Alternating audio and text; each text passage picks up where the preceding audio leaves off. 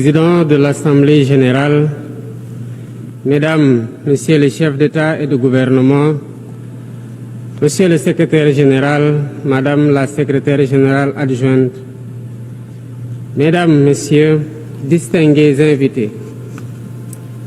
Avant tout propos, je voudrais saisir cette tribune pour saluer à nouveau la mémoire de mon compatriote, Amadou Makhtar Mbow, qui vient de nous quitter.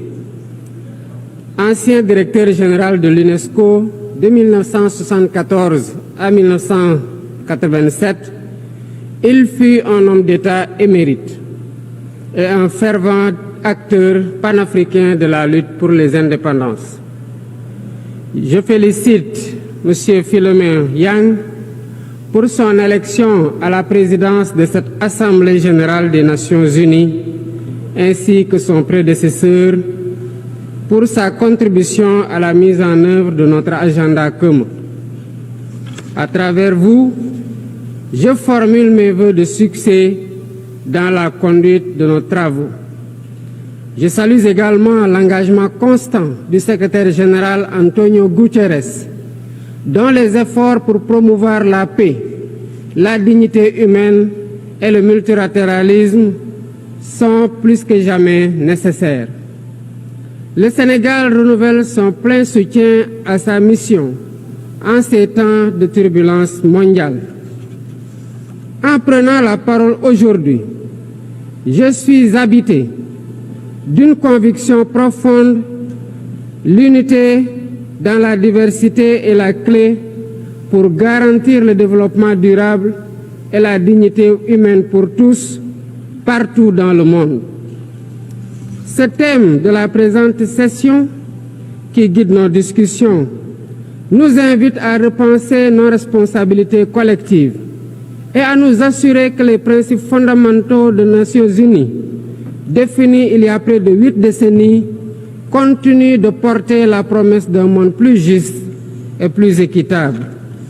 Mesdames, Messieurs, nous vivons dans un monde troublé, où les principes de la Charte des Nations unies, qui prônent l'égalité, la justice et le respect des droits humains, sont chaque jour mis en mal. Les conflits s'étendent, les inégalités se creusent et les crises climatiques aggravent la vulnérabilité de millions de personnes à travers le monde. De surcroît, nous assistons à une remise en cause inquiétante du multilatéralisme, à un moment où l'humanité en a le plus besoin. Le monde doit se regarder en face, sans complaisance. Les valeurs que nous avons juré de défendre sont piétinées dans plusieurs régions du globe. Que l'on soit à Gaza, à Tel Aviv, à Dakar ou ailleurs, chaque être humain est porteur de cette égale dignité, une dignité qui transcende les frontières, les cultures et les appartenances religieuses. C'est notre devoir à tous de veiller à ce que cette dignité soit protégée et respectée pour chaque être humain, sans exception. Ce devoir est l'essence même des Nations unies. Pourtant, nous constatons chaque jour que le droit international, ciment de la paix mondiale, est souvent violé. Des résolutions adoptées par cette Assemblée sont ignorées. En tolérant ces violences répétées, nous foulons aux pieds les principes de la Charte des Nations unies et sapons les fondements même de cette maison de la paix. Jamais les fondements des Nations unies n'ont autant vacillé qu'en ces temps de violence et de peur et d'incertitude. Si nous voulons éloigner le spectre de la guerre et œuvrer à l'avènement d'un monde meilleur, alors il est temps de changer les paradigmes. Il est temps de remettre l'humain au centre de l'agenda international, comme nous y invite le thème de cette session. Monsieur le Président, Mesdames, Messieurs, nous ne voulons plus fermer les yeux sur la tragédie qui se déroule dans le Sahel. Des groupes terroristes sèment la terreur, pillent, tuent les populations civiles innocentes. Cette région, autrefois stable, est désormais en proie à une violence quotidienne tandis que les Nations Unies, particulièrement le Conseil de sécurité, restent trop souvent inertes. De même, nous ne pouvons pas accepter que le Sahel devienne le théâtre de rivalités de puissances étrangères dont les affrontements ne font qu'aggraver la déstabilisation de la région. Je dois rappeler ici que la paix et la sécurité de l'Afrique sont indissociables de la paix mondiale. Il est impératif que le Conseil de sécurité remplisse pleinement son rôle de garant de la stabilité internationale. J'exprime à nouveau la préoccupation du Sénégal face à la situation tragique qui perdure en Palestine. Des générations entières y ont grandi sous l'ombre de l'oppression, privées de leur droit fondamental à un État viable. Le Sénégal, en tant que président du Comité pour l'exercice des droits inaliénables du peuple palestinien, appelle à un cessez-le-feu immédiat et durable. Nous réitérons notre soutien à la solution des deux États, avec Jérusalem-Est comme capitale de la Palestine, conformément aux résolutions pertinentes des Nations Unies. Cette guerre qui n'épargne ni femmes, ni enfants, ni infrastructures vitales est une plaie ouverte sur la conscience internationale. Il est impératif que le droit international humanitaire soit rétabli dans toutes les zones de conflit et que les Nations Unies jouent pleinement leur rôle de médiateur et de garant de la paix. Mesdames et messieurs, la paix n'est pas seulement l'absence de guerre. La paix, c'est aussi la possibilité pour chaque être humain de vivre dans la dignité, de se nourrir, de se loger, de s'éduquer et de recevoir des soins. Or, aujourd'hui, plus de 750 millions de personnes ne mangent pas à leur faim et des millions basculent chaque jour dans l'extrême pauvreté. Ces chiffres éloignent de plus en plus le monde des objectifs de développement durable fixés pour 2030. Nous ne pouvons plus accepter que les mécanismes de gouvernance mondiale continuent de reproduire ces inégalités. Il est alors temps de rompre avec la logique du chacun pour soi et de bâtir un nouveau contrat social global fondé sur la solidarité et la coopération.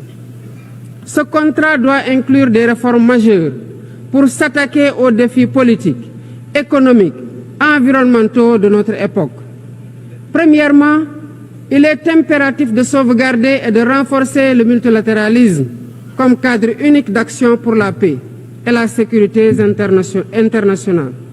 Cela passe par une réforme urgente des institutions mondiales, notamment le Conseil de sécurité, le FMI, la Banque mondiale, afin qu'elles soient plus inclusives et qu'elles reflètent les réalités géopolitiques et économiques actuelles.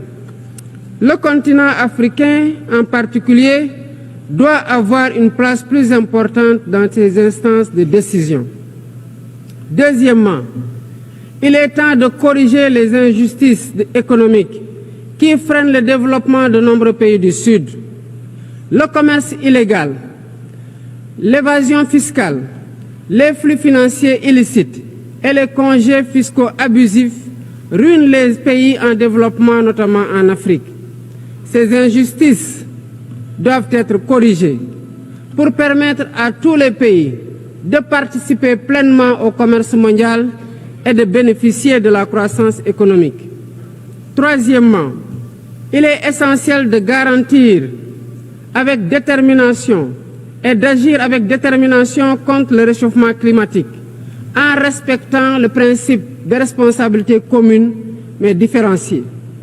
Les pays industrialisés responsables historiques des émissions massives de gaz à effet de serre doivent intensifier leurs efforts pour financer une transition énergétique juste et équitable qui ne pénalise pas les pays en développement. Nous devons impérativement protéger notre planète sans sacrifier les droits des nations les plus vulnérables à poursuivre leur développement. Quatrièmement, il est nécessaire de rompre avec toute tentative d'imposer des normes civilisationnelles unilatérales. Depuis son indépendance, le Sénégal a toujours défendu l'égale dignité des cultures et des civilisations. Et cette diversité doit continuer à être la base de la coexistence pacifique entre les peuples. Aucune nation ne devrait imposer aux autres ses pratiques ou ses valeurs comme normes universelles. Le respect des différences est le fondement de la stabilité et de la paix dans le monde. Mesdames et messieurs, le Sénégal est fermement engagé dans cette voie. Nous avons choisi de bâtir un État résolument tourné vers le développement durable avec des initiatives ambitieuses dans des domaines tels que les énergies propres, la souveraineté alimentaire et la gouvernance transparente. Mais nous savons que pour réussir, nous avons besoin de l'action collective et de la solidarité internationale. Aucun pays, aussi puissant soit-il, ne peut relever seuls les défis qui menacent l'humanité. Il nous faut donc agir ensemble, unis dans la diversité, pour construire un avenir où la dignité humaine est respectée, où la justice prévaut et où la prospérité est partagée. C'est par la coopération et le respect mutuel que nous surmonterons les crises qui secouent notre monde. Je vous remercie de votre aimable attention.